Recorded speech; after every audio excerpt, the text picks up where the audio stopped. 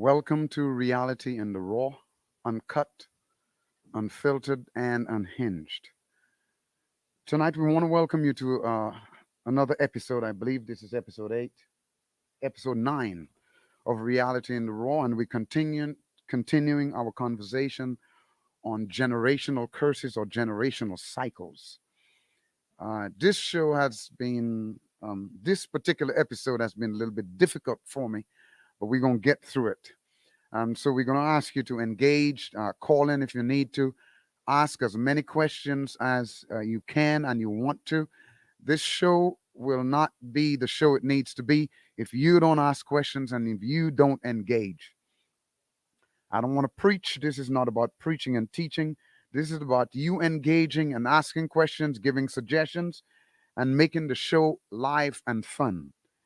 I'm your host, Ed Lloyd Sr., and you are on Reality in the Raw, Uncut, Unfiltered, and Unhinged.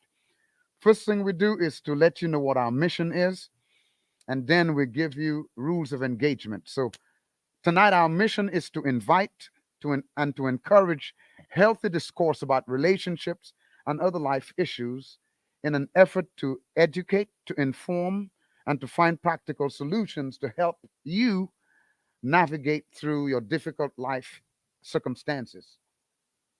Though the topics may be controversial and thought provoking, our intention is to create an environment of love, of peace, of understanding, of forgiveness and restoration to those who would choose to listen and to engage. We want to remind you that this is not a platform for embarrassment, for airing out personal differences, for lambasting people you may dislike or you may hate, or to defame the character of any individual.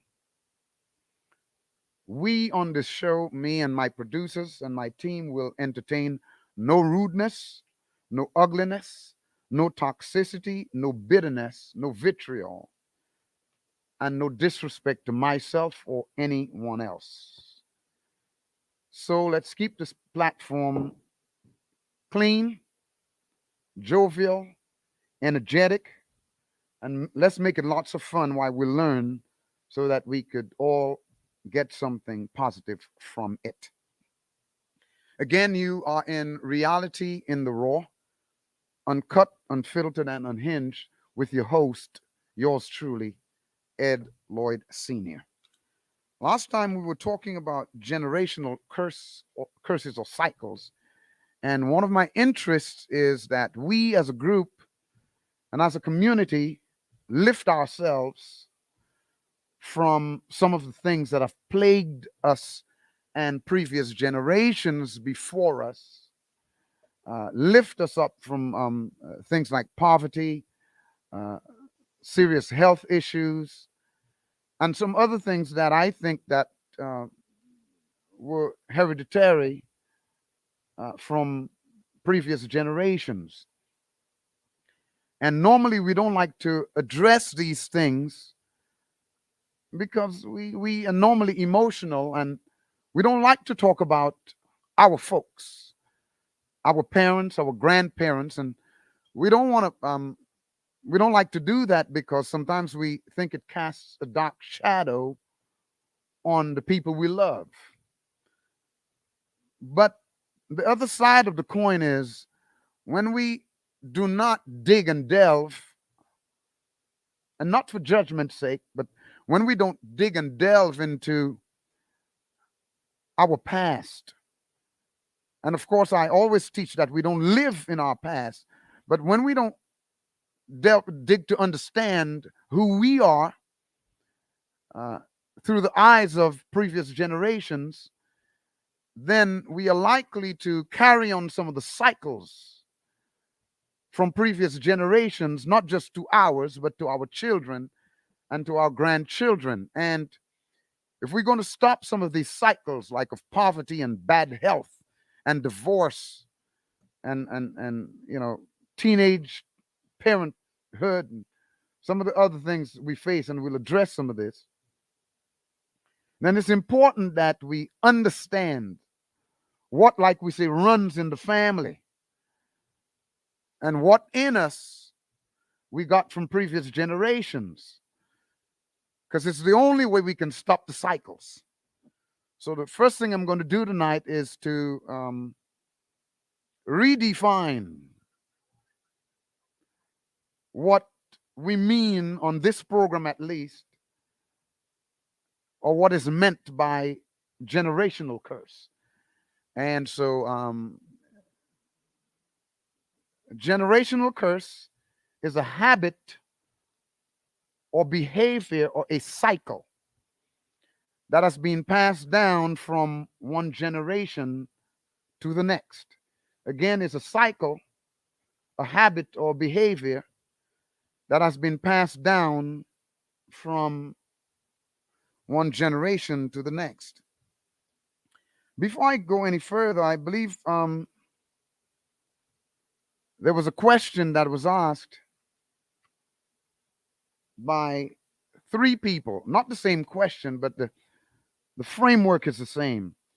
And I want to address it because I gave some suggestions as to how we can begin to break these curses. And I'm not sure that we really grasped what I was saying. So let me go back to one of the questions that was asked. And I'm not going to say the person's name because the people's name, because two people asked. One I got from a text, and the other DM through Messenger, and they asked sort of the same question, and their concern had to do with how we as blacks, I think, have been affected all the way back from slavery, and people were wondering if the problems that we face as black people in our community, is it our fault? Did we put ourselves there? And the other question is, doesn't slavery have to do with where we are today and our struggles today? And so if it does, do the people who enslaved us not bear some burden or responsibility in some of the curses that have been carried now? And it goes into the mindset of the people in our community as to, sort of hopeless mentality and struggling to survive. One of the things I deal with when I teach is, regardless of what happens, we have a choice to make from where we are. And I talk about how we as human have a proclivity to blame other folks for what we face. And even though it may be somebody else's fault, or partially somebody else's fault for being where I am today, I have a responsibility to pick myself up and move forward and become successful. Blaming somebody else for where I am today is not going to fix me or fix where I am today. Blaming somebody else for putting you in a pit not going to get you out of the pit. To me, it's like wasted energy, wasted time. And one of the things I teach all the time, and I feel like I'm teaching, but it's all right, is the more you take responsibility for where you are, is the more you are empowered to pick yourself up and to do something about it. I think one of the curses that we face as human beings is we like to not just reflect on the past, but we like to overthink the past and overthink negativity and overthink our failures and waste our time and energy blaming and musing over the past. And all that does is to keep our minds there and to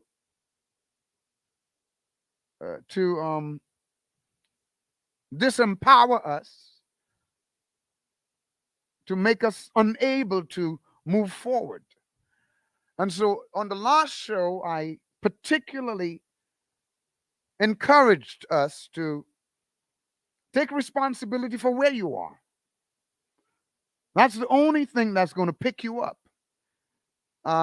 Through my experience, and I've had quite a bit of them, I know that if I take my time, energy, and resources and put into the past, whether it be blaming others or focusing on who did what to me, then it takes away my ability, my time, my effort, my energy, and my strength to be able to pick myself up from where I am and become a successful individual in the future. You can't properly empower yourself to have a good future if you're blaming other folks for the past. And again, blaming other people for the past does not help your future. That's why I said, I don't know, I'll go a little more into it, that when I look at my past and I see some of the generational issues that have plagued not just the generations before, but that have plagued me, I don't blame the folk in the past. I don't blame my family. I just have a mature mindset to understand where it came from, because every cycle that I go through and the issues that I deal with, I don't deal with it ex nihilo. It doesn't come out of nothing, but it has antecedent causes. And so, what my generation had to deal with, the cycles they had to deal with, may have passed to me. But they may have had a reason they could not have overcome it. So, for me to blame them does not empower me to be a better individual. So, my trying to understand where these cycles and curses come from is not to blame anyone else or to lay blame or fault find. It is to deal with me and to stop the cycles in me so that they don't continue in me and go to my kids and my grandkids. And so blaming doesn't do anything at all. You look at your life and start from where you are. What can you do where you are to empower you to move forward and walk in purpose? Somebody asked a question, and I'm going to stop to answer it. And I want you all to come on, and I want you all to ask questions, because we deal. This is reality in the raw, and some people cannot handle the truth. But it's only the truth that's going to make you free. Somebody say the same way medical health issues can be passed down, is that the same for mental health issues? The answer is yes. Because part of my discourse today, and I don't think I may have brought these notes. I didn't. But let me go back into my memory, since people tell me I have a good one. You know how people say you're just like your dad, you're just like your mom. It's easy to see the physical effects of heredity. So You can look at me and say, I got a big nose. My dad got a big nose. My granddad got a big nose. You can look and see, well, um, my mom is kind of little bone, and so some of the kids going to be short, small, and you can look and see, you know, a woman has big hips, and her daughter's got big hips. One is big bone, and the rest of the kids are big bone. It's easy to see that. Um, then the next step is you can tell people's attitude.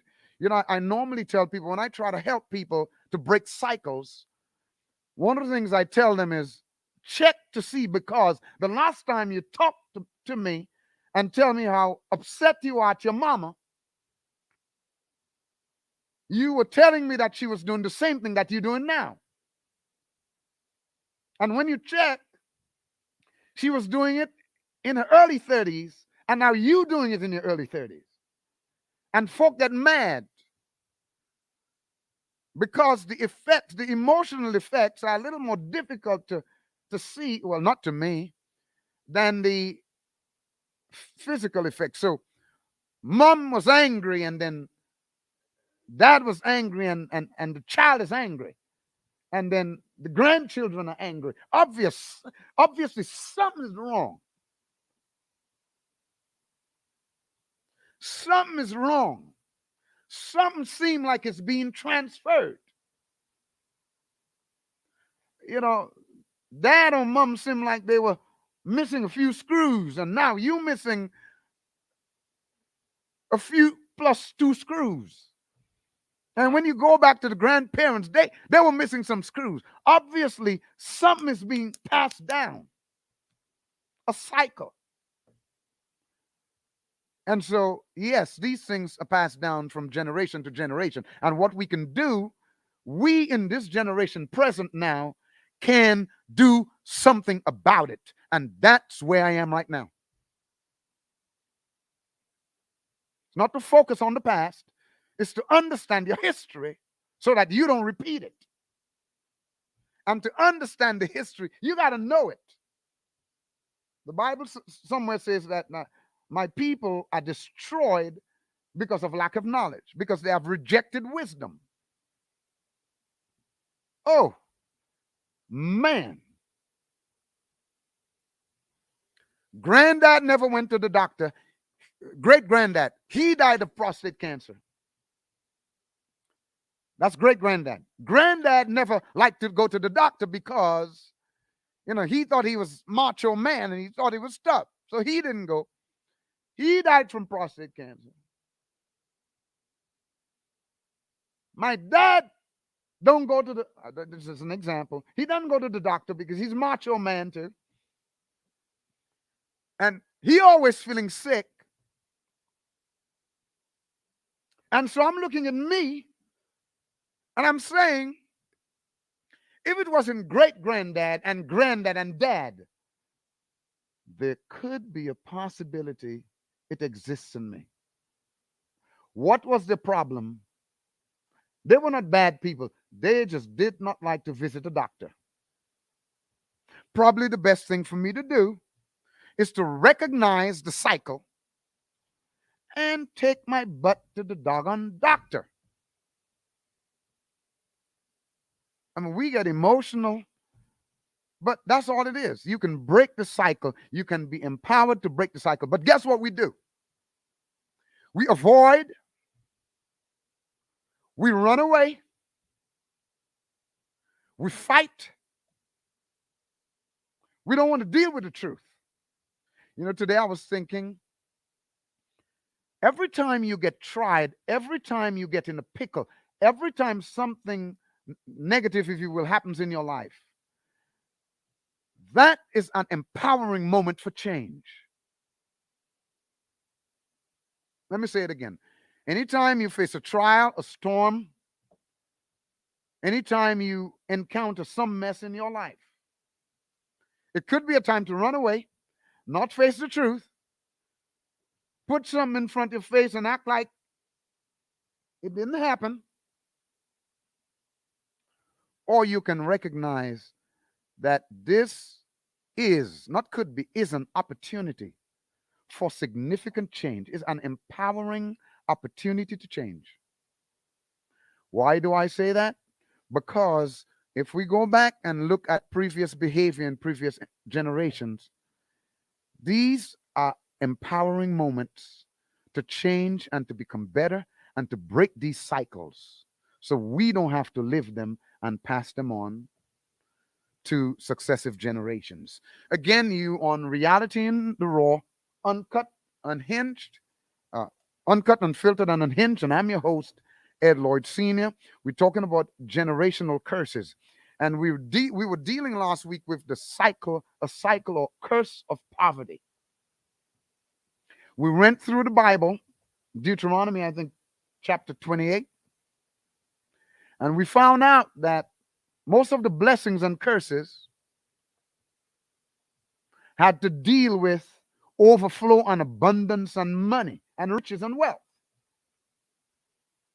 And so my concern has always been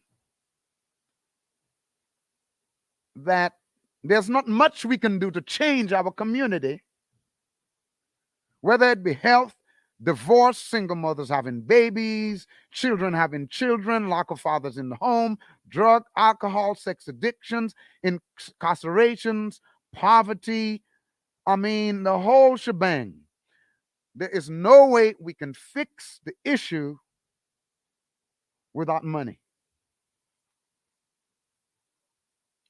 And so, one of the first ways to take people's ability away to really fix a community or fix the issues is through economics.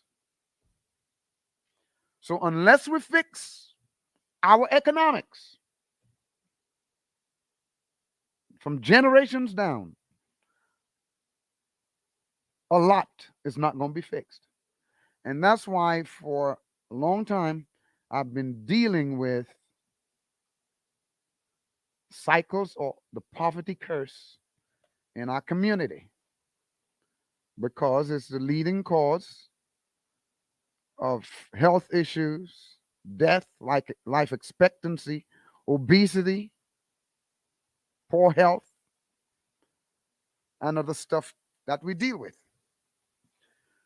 I want to talk about poverty for a minute. Why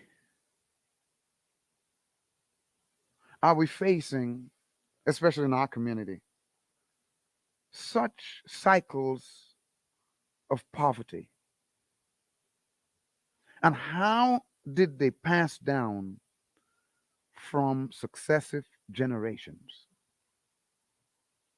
Somebody gonna put up their hand and tell me, well, every time we build, they break. Somebody's going to say, oh, okay, the system doesn't allow us but so much leeway.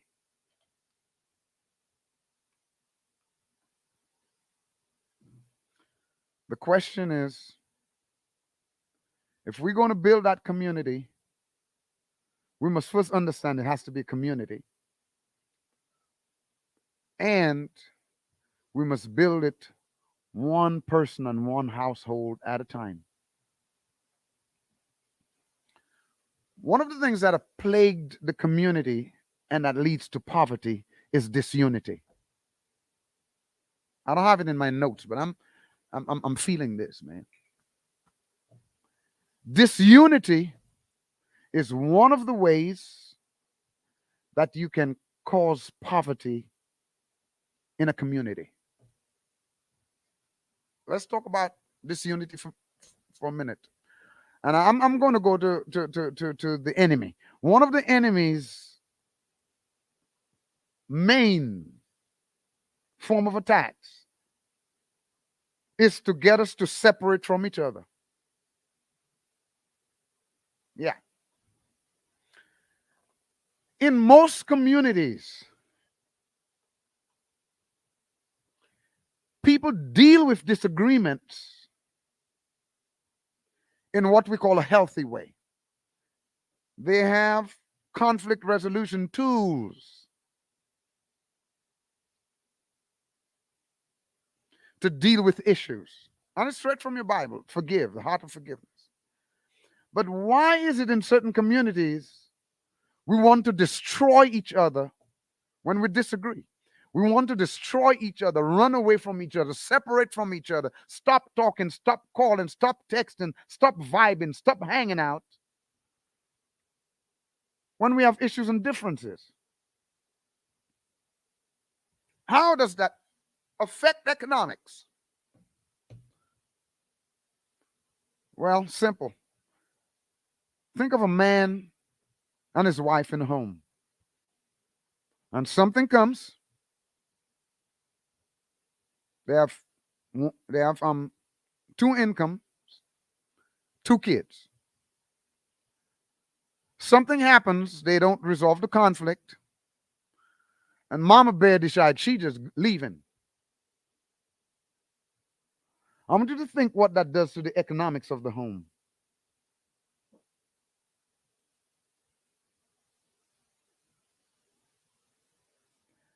The person who leaves got to find somewhere to stay. Rent is at least $1,000 everywhere you go. So right there, you see the economics. They were living under one roof, probably paying $1,500, $2,000, and now one leaves. Oh, Mama Bear, throw Papa Bear out. The woman throws the man out. Now they had two incomes coming in one house. Now mom now has to still pay the rent of $2,000, and the man who leaves, or vice versa, got to find an apartment somewhere, at least $1,000, has to furnish that apartment, start to pay separate utilities, and now he got to pay alimony and child support. Tell me, what does that do to the economic structure of the home? Divorce is one of the cycles, the curses that hit us.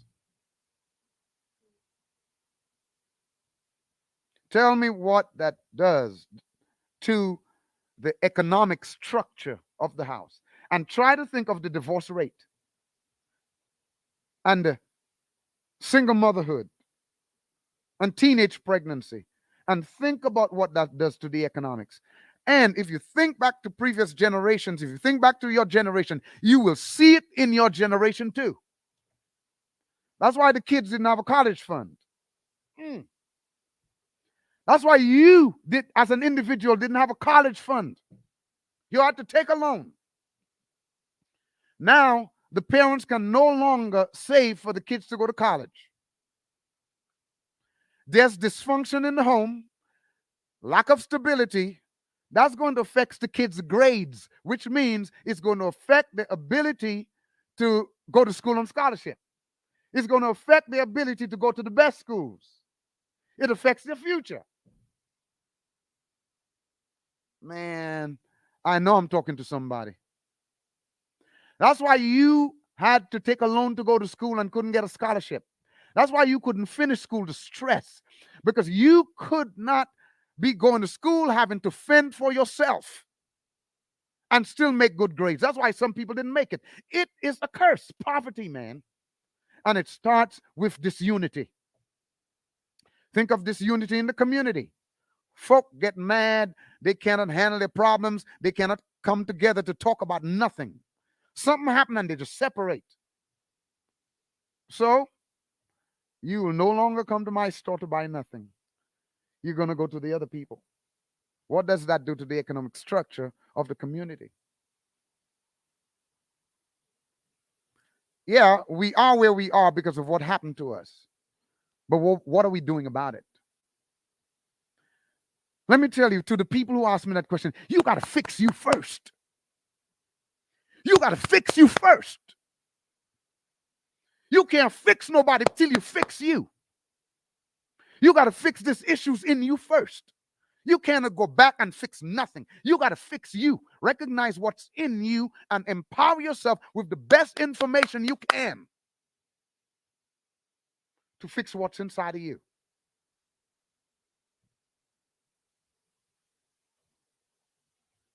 I got a little passionate there because that's what our kids are suffering from. Disunity.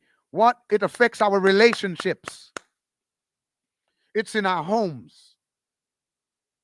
No wonder the dysfunction follows us into the church and the school and the community. Look at the church. The church is just like a family. Somebody doesn't understand the pastor or something goes wrong, and the first thing they do is they move out. The same thing they do in the family. You can't understand your dad, something happened, and you just leave. You cannot have good economics without good relationships, man. And if I was the devil, you know what I'd do? I'd just create situations, knowing the propensity and knowing the cycles that's in our community. If I was the devil, I would just create issues where we can hate each other and fight with each other and run away from each other.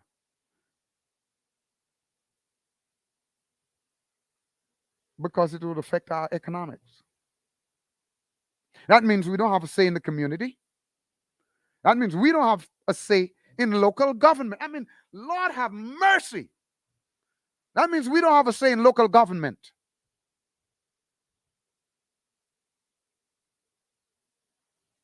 State government. Should I go further, man? It's about economics, and it starts from our relationships. How? It starts with me. Can I forgive my neighbor and still talk to my neighbor? Can I forgive my dad, still talk to him? Can I forgive my mom, can still talk to her? Because until, let me tell you something, I don't care what you say, until you do that, you are not really whole. And if you're not whole, what you're passing from your children might be nice people, but what you're passing onto them is a lack, is brokenness and dysfunction. And it'll show somewhere, man. It'll show somewhere. Lack of relationship, the inability to deal with my issues in a healthy way, and so the inability to deal with other people in a healthy way. That's where the economics is. We can no longer face each other, talk to each other, get together with each other. So what does that do? Every one person in our community think they gotta do their own business. So on every corner, you have 3-5 churches on every corner. They're dying. But they ain't gonna close the doors because I gotta do it by myself. I gotta fend for myself. I gotta heal by myself. I gotta raise my kids by myself. And it's hurting us, it's killing us. Please, if you're joining the show, this is Reality in the Raw, uncut, unfiltered, and unhinged. And I want you to send in your questions, send your disagreements, talk to me. Let's talk about this thing because we got to heal one person, one household, one family, and one community at a time. Please call in. Let me hear your questions because we got to take, at least the people around me, going to hear about that because without good economics, we can go nowhere. And it starts with relationships. We don't listen to each other. We want to do everything by ourselves. So everybody want to open a store selling lashes. Everybody want to open a store selling hair. Everybody want to open, let me tell you something. A few years ago, I was teaching in my church, and I knew there were several people, about probably 7, 8 people, who wanted to do hair and nails. So I'm like, you know what? It was a Sunday morning. I said, if all of you all want to get together, if all of you all are doing hair and nails, why don't you all open a salon? I want to come to that question in a minute. Why don't you all open a salon, get a space, and so you all can use the space and rent the space, right? And that morning I said, I'm going to give between $7,000 and $10,000 to you guys if you all will get together and start. Guess how many people got together to start? None. Why? They started bickering. Well, that's my idea. I want to do this. I don't want to get together. I mean, and that is the mentality we have. And if that's the mentality we have, we are not going to be prosperous, and we are not going to be successful, and we are not going to break that poverty curse in our community. It starts with us. Let me see that question. Question said, do you think there's no, they didn't leave the name. So, do you think families have a better chance of growing their income if parents allow adult children to stay home until they're prepared to leave? Do you think families have a better chance of growing the income? Growing whose income? If parents allow adult children to stay home until they are prepared to leave, I see there are two sides to that coin. Number one, it is just a custom in this community that when children get to 18, they're out. How are you going to stop that? I think it's a curse. I think it's a curse. I think it's a bad cycle because what happens is you have children leaving early trying to get an apartment by themselves, trying to go to school, do rent, utilities, and everything else, and struggling. And a lot of them just don't make it in school. You cannot expect to excel with that kind of stress.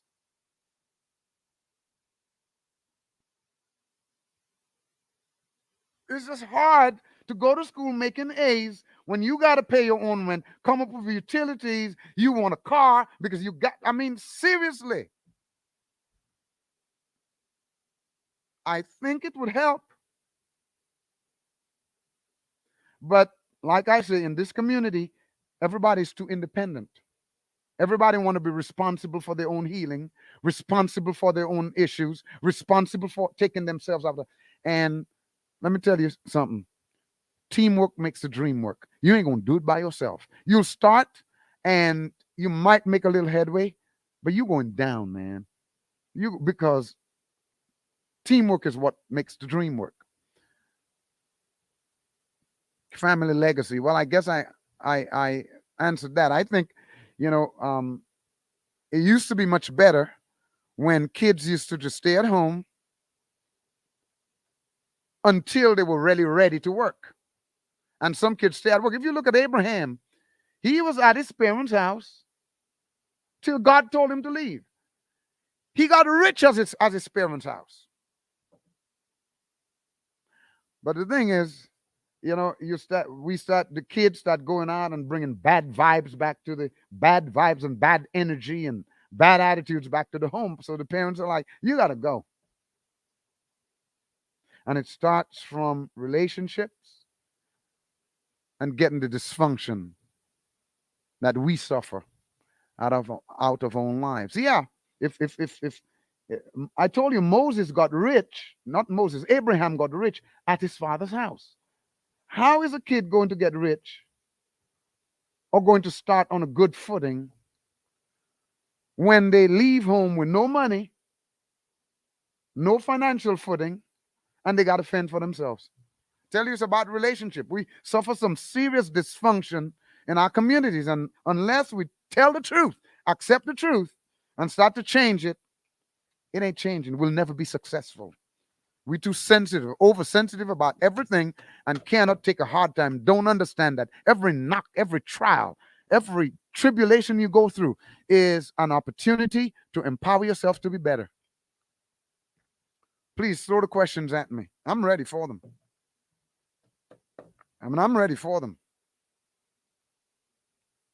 By the time we retire, grandma didn't have any money, mom didn't have any money, and we don't have any money, and the kids have nothing. So we have nothing to leave our kids. I mean, it come to the point. It hurts because I do funerals where a lot of the folk don't even have money to buy a casket, man. This is serious. There's a comment that, yeah, that's part of the discourse I want to talk about, that other families and other ethnicities, ethnic families, have two, sometimes three generations living under one roof. But not us. We like our own pad, man. We got to go it alone, bro. Because what do we do? If you look on Facebook, what do you do? You see, you see people talking about family ain't really family. I got to move from my family because they toxic. Most times the people saying that are the toxic ones. I can't handle my family. Let me ask you a simple question. If you cannot handle your family relationships, Jesus help me. That right there. You can't handle your own family, but you want to date though. You want somebody to deal with you, and you can't even deal with your own family that you grew up with, that supported you till you were an adult. You can't deal with them, but you want to deal with somebody else's family and somebody else's mess, and you can't deal with your own mess. My God, y'all ain't gonna like me today. But do you like me if you can deal with the truth? But y'all can't deal with the truth. Truth coming at you like a steamroller tonight. Somebody had a comment, Kenwood Designs. I suspect that's my wifey. Because she her business is Kenwood Designs. So let's see what she said. She says, once we deal with ourselves, we need some therapy, y'all. We need some healing, man.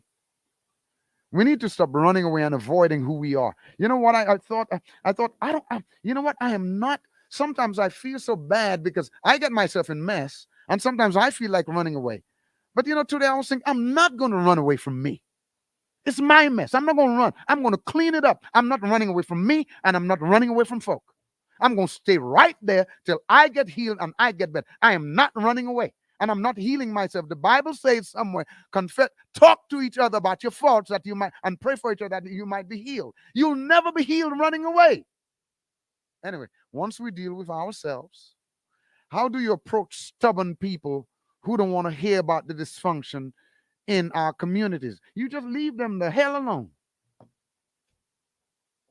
The Bible tells you that if you're willing and you're obedient with a humble heart, you'll enjoy God's best. But if you're stubborn and rebel and you refuse, you'll be devoured with the sword. There's nothing you can do with a stubborn person. I mean, they'll act like they're listening, but they ain't listening to crap. They act like they're humble, but they're not humble. I mean, you're trying to give them they don't want to change nothing. How are you going to learn? They don't want to hear about the dysfunction in the communities or families or the cycles that go from generation to generation. The best thing you can do is leave that previous generation alone. You can. That's why I say deal with you. Once you deal with you better deal with your children or anybody who's willing to listen. You cannot change a stubborn person. They have to be willing to Lord, you owe me, I'm coming in a minute. We have to be willing to let go of our opinions, our points of view, the thought that we can heal ourselves. You know, we have all these things on the internet and these programs that tell you can heal yourself. It don't work, man. All it do is keep you isolated till you get hurt the next time. Naturally, my grandfather was a Mason and a Q. Did him being in those organizations bring that curse into my family? Now we enter in a conversation where y'all are not going to get me on this program to say that being a Mason or a Q is a curse.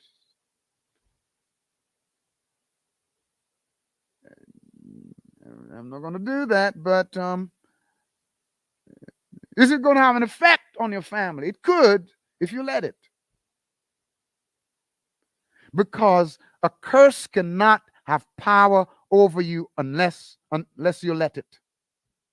A cycle cannot have power over you unless you let it. A behavior pattern cannot have power over you unless you allow it to. And running from it, avoiding it, does not do. So, no, it doesn't bring a curse on your family. You just don't engage in that behavior. And, you know, you just don't engage in the behavior that you don't want to persist. Hey, y'all, I hope I'm answering your questions. We are still on Reality in the Raw. We're taking questions, comments. We want you to call in, ask questions. You don't like what I say? I love it. Come talk to me. Let's enter a discourse so we can be better. Y'all know what I'm saying is true. You might not admit it, but you doggone know well it's true. Because in your family and in mine, there's some stuff in us. Like one of the things we do is talking to a young lady. Love her to death. Know her for years. Every time I talk about something, it's an excuse. Every time I talk about there's a reason and excuse. But she's staying the same though. Every time you mention something, and for me, I mention stuff if I see cycles. Let me tell you something. If I mention it, chances are, could be that you need to stop and listen and check it. Always an excuse. Oh no, that was in the past. That was last time. But I'm looking at it now. You like your dad, you like your mom, and it's not good. It's killing you, killing your kids. But no, you know, I don't know what to say, man. All I know is if we don't stop that crap, that bad blood stuff, that stuff that we think to resolve anything, we got to pick up a gun. We got to put up our fists to resolve. You know, something happened and we got to run away. We got to avoid. We got to, hide. Doesn't solve anything but keep you in bondage. Doesn't do anything but to perpetuate the cycle of dysfunction in you. And then you pass it on to the next generation. And I think that's a shame. I think we're better than that, man. I think we're better than that. In our next program, I want to address the poverty cycle and hopefully show how it directly relates to all of our other issues. And then the subsequent program, I want to bring a friend of mine on to talk about uh, the cycles of poor health in black women, obesity, high blood pressure, diabetes, and stuff, and in black men, the obesity, the prostate cancer, and pancreatic cancer, and the other issues that we deal with. If you're listening, we have a couple more minutes for a few questions. You on Reality in the Raw, uncut, unfiltered, unhinged, with your host, yours truly, Ed Lloyd Sr.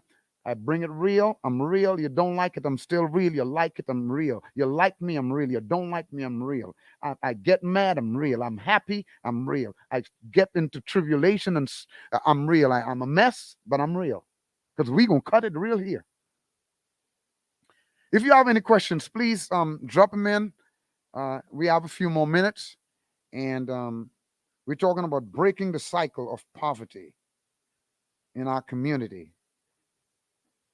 And it begins with us. Can we allow ourselves to be whole?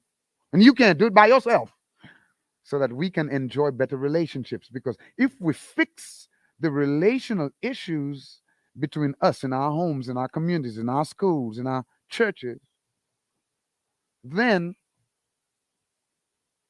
we have a chance to provide a framework to break the poverty cycle. Because one of the things that's underlying in the community that we see slavery, yeah. We see the burn down the Black Wall Street, We see the food stamps,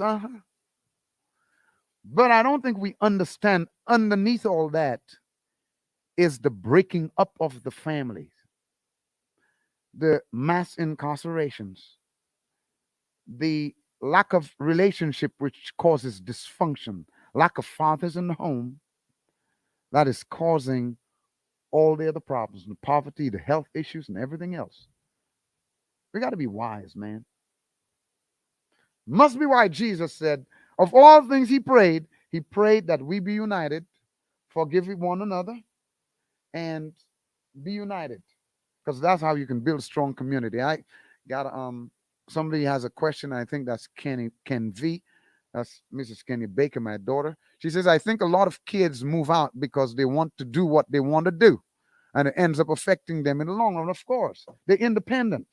Why they independent? Let's think. Is mom independent? Did dad leave the house? Did mom kick dad out? Or are there two parents in the house always bickering and forcing the kids to choose one?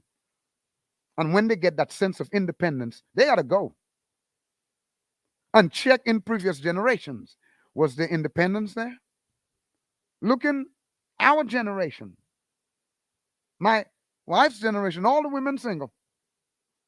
In my generation, a lot of the women single. That made my wife have a single minded mindset. And I had one too. So we had to sit down and decide when stuff happened in the house, we're going to resolve it. I know you know what we do, and I'm fixing to close, but we like to criticize each other. When we see relationship breaking down, we like to criticize them and judge people. And I always say that the single people who cannot have relationships, that cannot maintain relationships or get in any, are the ones who criticize married folk with issues. Let me tell you something. It is not whether you're perfect or not, it's whether you can resolve your issues and overcome them. Because everybody got problems. All have sinned and come short of the glory of God. But what happens when you get into a pickle? What happens when you get messed up? What happens when you face a storm? What happens when you face a relational issue? Do you stay and resolve it, or you cut off? And then the kids start getting independent because mom is independent, dad is independent. Mom don't listen to dad. Why am I have to listen to? Why should I listen to my teacher? Ah, mom don't listen to the pastor. Why do I have to listen to the pastor? Huh? When I do wrong, mom comes and she cuts up with the teacher. Why do I have to listen to the teacher? Hey, mom don't listen to dad. I don't have to listen to dad. So why I got to listen to the police? Now I'm in jail. Can I cut it any more precisely? Now I'm struggling out there with an independent attitude, with pride, don't have nothing, and refuse to ask because mom was independent. And mom was independent because granny told mom, don't ask nobody for nothing. And remember, you don't have friends. And great grandma told grandma that. And so the kids and grandkids got to suffer from the same curses.